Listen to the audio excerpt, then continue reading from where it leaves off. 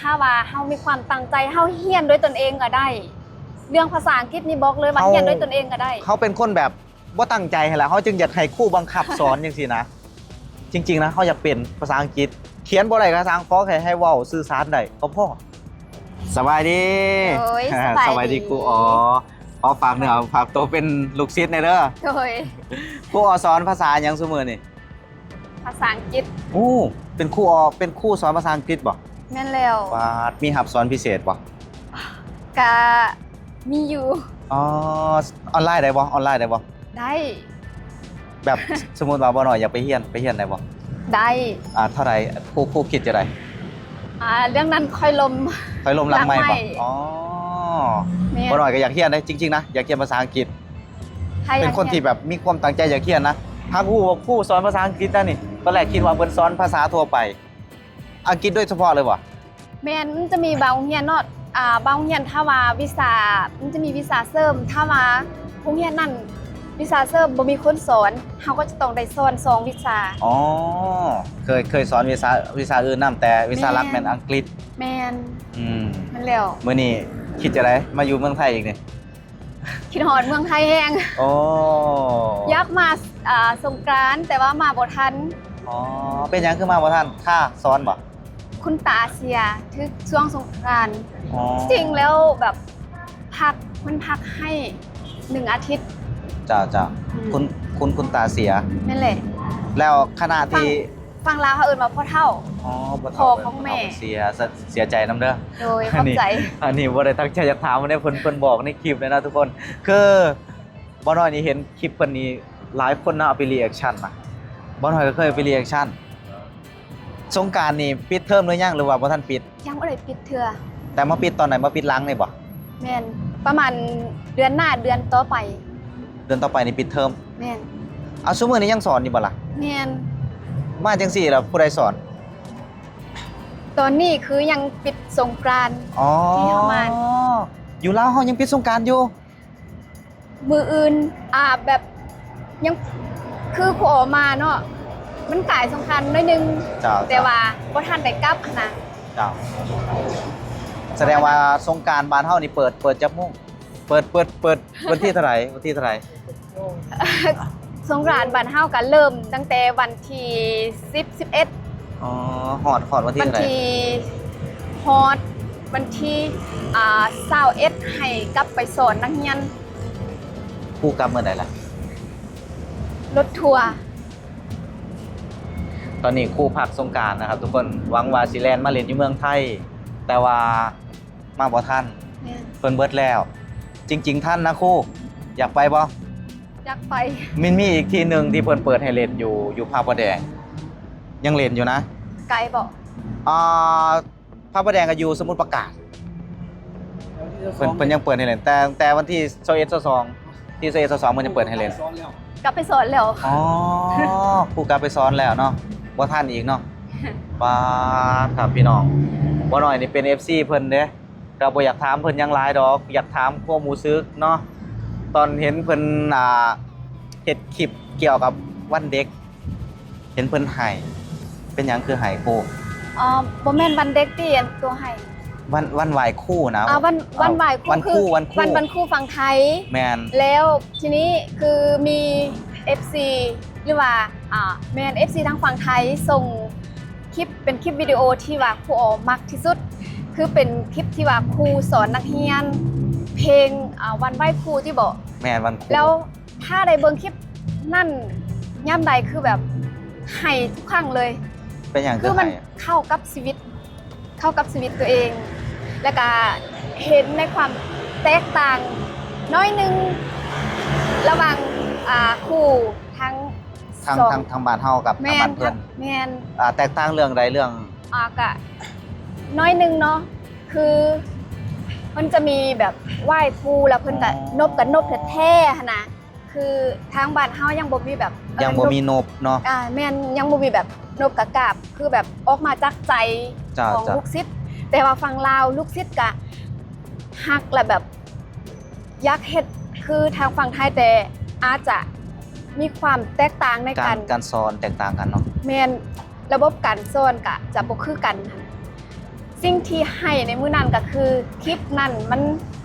ขายคือชีวิตของครูออ ขาย เลยแบบขนาดเบาเดี๋ยวนี้ก็ยังรู้สึกว่าเอ้ย เห็นเขา เห็นภาพเลย เห็นเขาว่าเป็นหยังครูอ๋อเป็นครูเป็นหยังคือบ่สอนให้เด็กน้อยนบเป็นเด็กน้อยวายจังซี่นะ อันนี้เนาะครูออต้องยอมรับเลยเฮาเป็นครูเป็นหยังคือบ่สอนเฮาสอนบ่ต้องไปเว้าบนอื่นว่าครูลาวบ่สอนเด็กน้อยนบเด็กน้อยไว้ครูลาวสอนตลอดสอนทุกมื้อจนแบบรู้สึกว่าท้อจนรู้สึกว่าเมื่อยแต่ก็ยังบ่ท้อบ่ถอยอะนะสอนตลอด แต่อันนี้มันก็ขึ้นกับผู้ปกครองอีกเป็นมีส่วน มันก็ขึ้นกับผู้ปกครองเนาะที่จะสอนลูกสอนหลานเขาเจ้า สอนเติมเนาะ แมนจะมอบให้พระอันใดกับคู่มันน่ะมันก็เป็นไปบ่ได้เด้ ครูก็เลยแบบซึ่งเนาะ แมนอันใดก็ เป็นหยังวันครูลูกศิษย์เขาคือต้องนบมือไหว้ต้องไหว้ครูต้องนบครูเนาะแต่ว่าลูกศิษย์เฮาบ่ได้ไหว้บ่ได้นบ แมนบ่ได้นบแต่ว่าเฮาก็มีพิธีของเฮาที่แบบแตกต่างจากฝั่งไทย จะ ทางฝั่งลาวเฮาจะมีการมอบดอกไม้ อืม แต่ฝั่งไทยนี่เห็นแบบทุกคนเลยเนาะไปกราบครูแล้วก็ให้ดอกไม้มันบ่ แน่ แต่ฝั่งลาวนี่คือแบบเฮาจัด มอบดอกไม้ซื่อๆเนาะ มอบดอกไม้แต่ว่าน้องๆบางคนที่แบบเขาฮักเขาเห็นคุณค่าในความเป็นครูค่ะนะครูที่ให้ความรู้เขาเจ้าก็จะซื้อของขวัญพิเศษให้ครูจะเป็นประมาณนั้น คือ นะ ฝั่งไทยนี่เพิ่นสอนทุกคนที่เขามาเหยียบแผ่นดินไทยเลยได้บ่น้อยก็โดนสอนนะคือถ้าจะเอาของหรือว่าเงินเดือนหยังต่างๆนี่เพิ่นต้องให้นบก่อนถ้าบ่นบแม่นบ่ได้เลย คนไทยนี่เพิ่นจะให้เฮ็ดแบบนี้ แล้วก็การเว้าให้ลงท้ายว่าครับว่าขา อันนี้คือคำสอนของคนไทยที่สอนบ่น้อยที่บ่น้อยก้าวเข้ามาในประเทศไทยเลยได้นะบ่แม่นว่าแค่ผู้ปกครองนะสอนลูกของเขานะคือแบบแรงงานลูกน้องเนี่ยเพิ่นก็สอนต้องมีคำว่าครับว่าขา แล้ววันนี้หันเนาะทุกมื้อนี่นะคนลาวคนอยู่บ้านเฮาเนี่ยยังสงสัยเด้ยังสงสัยว่าเป็นหยังคนลาวไปอยู่ไทยถึงเว้าคำว่าครับว่าขา มันเคยอ่ะนะ แม่น เพราะว่าเฮามาน่ะโดนบังคับให้เว้าเลยนะบังคับให้เว้าเลยเพราะว่ามารยาทของเพิ่นแบบนั้นถ้าบ่เว้าคำว่าครับว่าขาบ่นบนี่คือบ่สุภาพบ่มีมารยาทเลยมันจะเป็นคนบ่มีมารยาทแล้วในประเทศไทยนี่ว่าจะเป็นวันแม่วันพ่อวันเด็กน้อย วันครูต้องได้ไหว้เพิ่นสอนกันมาแบบนี้ ให้บ่าวน้อยเนาะเข้าใจในวัฒนธรรม แม่น แมนลาวไทยอยู่ติดกันเนาะ แม่น แต่วัฒนธรรมอาจจะบ่คือกันบาง แม่น บางอย่างก็จะบ่คือกัน จ้า การซ่อนในโรงเรียนก็อาจจะบ่คือกัน ถ้าบ่ซั่นนี้ก็จะคือกันหมดแม่นบ่ แม่น คือเฮาเห็น จ้าร ถไฟคือว่าแล่นบนท้องฟ้า อยู่ลาวเฮายังบ่มีเทื่อ อ๋อ นะ มันแตก แล้ว ต่าง ก็ประเพณีวัฒนธรรมคือบุญปีใหม่ลาวแม่นบ่ฝั่งไทยเขาเอิ้นว่า สงกรานต์ สงกรานต์ให้เบาน้อยเข้าใจนั่นแหละ คือบ่ได้อยากอธิบายคำว่าสงกรานต์กับปีใหม่เนาะคือสงกรานต์นี่เป็นลิขสิทธิ์ของไทยเด้ แม่น ไทยขึ้นยูเนสโกถ้าหากว่าลาวเฮาไปจัดแล้วเอิ้นว่าสงกรานต์คือกันนี่ผิดเด้ในความเป็นจริงนะ แม่นเราจะ ต้องจัด เว้า ได้แต่ว่าต้องเอิ้นอีกแบบใหม่เขมรจัดก็ต้องเอิ้นแบบใหม่เด้ เราจะมีแต่ปีใหม่ แม่ บุญ น ปีใหม่ลาว ปีใหม่แม่นปีให จะบ่ ม่ แม่นว่า สงกรานต์ กรานต์บ่แม่นถ้าว่ามีคนเว้าว่าลาว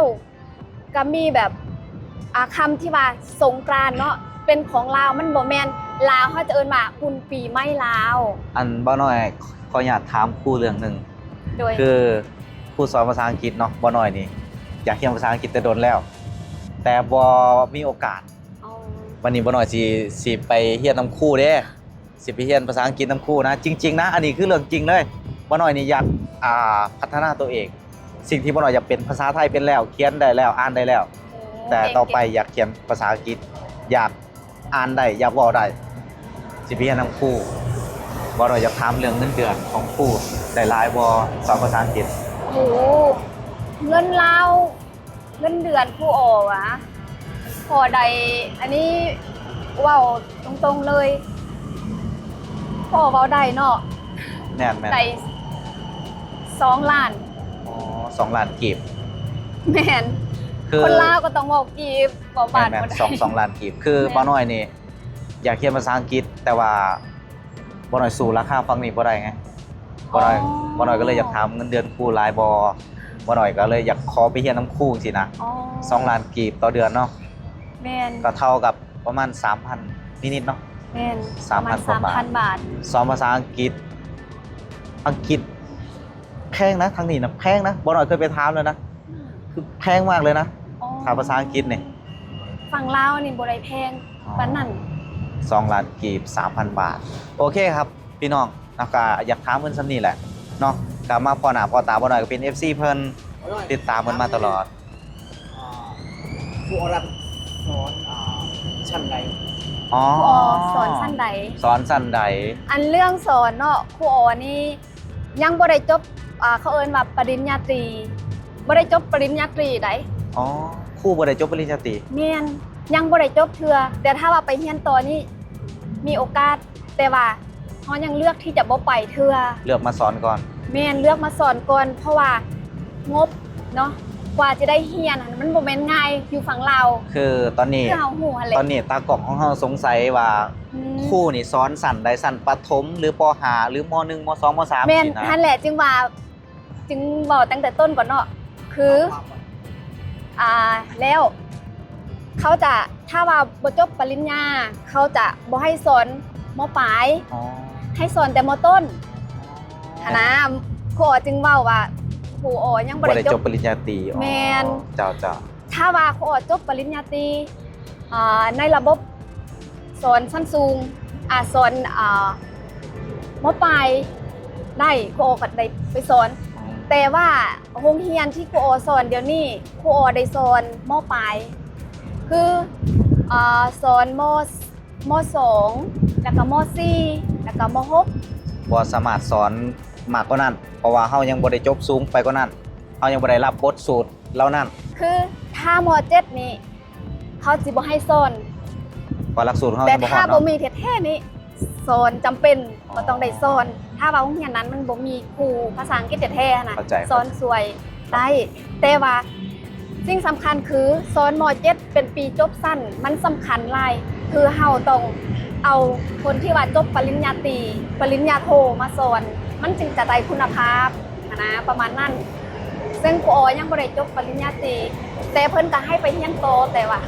ด้วยงบเนาะเงินเดือนแล้วก็สถานะครอบครัวนะก็เลยบ่ได้ไปอันนี้คือเหตุผล ก็เลยต้องออกมาสอนก่อน แม่น โอเคเนาะตากล้องสงสัยหยังอีกบ่เนาะคือตอนนี้ตากล้องก็สงสัยว่าครูนี่สอนสั้นใดปใดเด้ แต่นี่ได้คำตอบ เฮาก็บ่เข้าใจได้ตอนครูอธิบายรอบแรกเนาะ คือเฮาบ่เข้าใจเด้เพราะว่าเฮาเป็นคนเรียนตามว่าไงซะจบป .5 บ่ต้องเว้าแนว จริงๆ นั้นคือแบบบ่ได้คิดว่าเฮาจะเรียนสูงหรือว่าปริญญาเอกปริญญาโทน่ะเรื่องการเรียนนี่คือแม่นอยู่เฮาเอา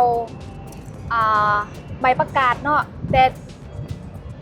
สิ่งสำคัญคือความรู้และก็ประสบการณ์ ผมผูกประสบการณ์ศึกษา ที่เฮาจะเฮ็ดแนวใดเฮาจะให้นักเรียนเฮาได้บทเรียนนำเฮา จ้ะบางคนนี่ก็มีการเรียนสูง แต่การศึกษาหน่อย ก็มีเด้ การจบสูงแต่ว่า การศึกษา ประ ห ส น่ บ อย การณ์น้อย แม่น ความรู้ก็บ่หลายประมาณนั้นหั้นนะ โอเคครับ ขอบคุณครูออนหลายๆเนาะที่มา เดี๋ยวจะบอกอีกเทื่อนึง อ่ะ คือแบบถามมาซ้อนสั้นใดเนาะคือแบบอยู่ฝั่งลาวเขาจะจัดเป็นตาราง เปลี่ยนกันแต่ละปี เขาจะบ่ได้แบบซ้อน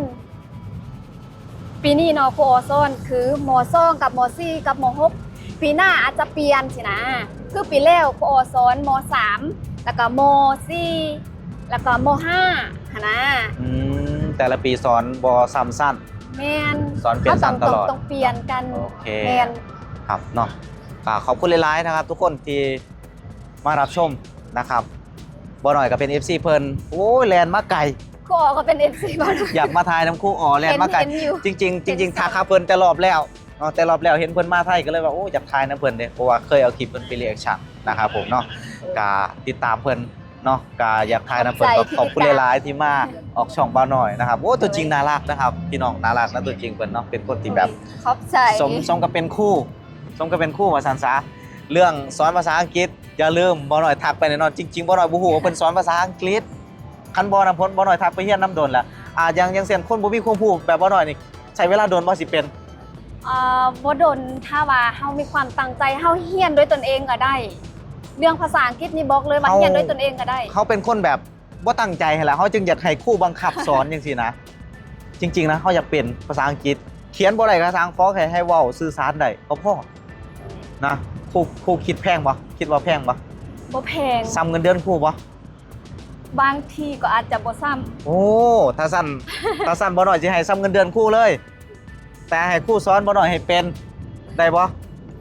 สอนเว้าให้เป็น เรื่องนี้ค่อยเว้าหลังใหม่เอา โอเคครับทุกคน ต เนาะ กลงนอกค่อย โอ เว้า เค หลัง เนาะ ใหม่ กาขอบคุณหลายๆขอบคุณอีกครั้งแล้วเนาะเขากับ โอ้ย เป็นคู่เป็นรุ่น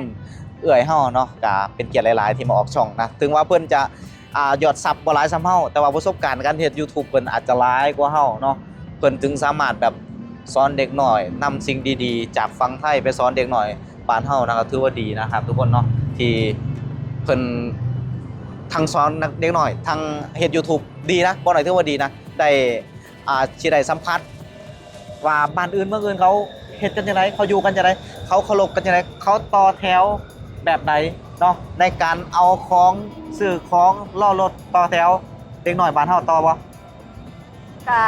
มีอยู่แต่มันจะบ่หมดมันจะมีบาง แต่ จุด อยู่ประเทศไทยนี่ กำลัง คือทุกหม่องทุกบอนต้องต่ออย่างเดียว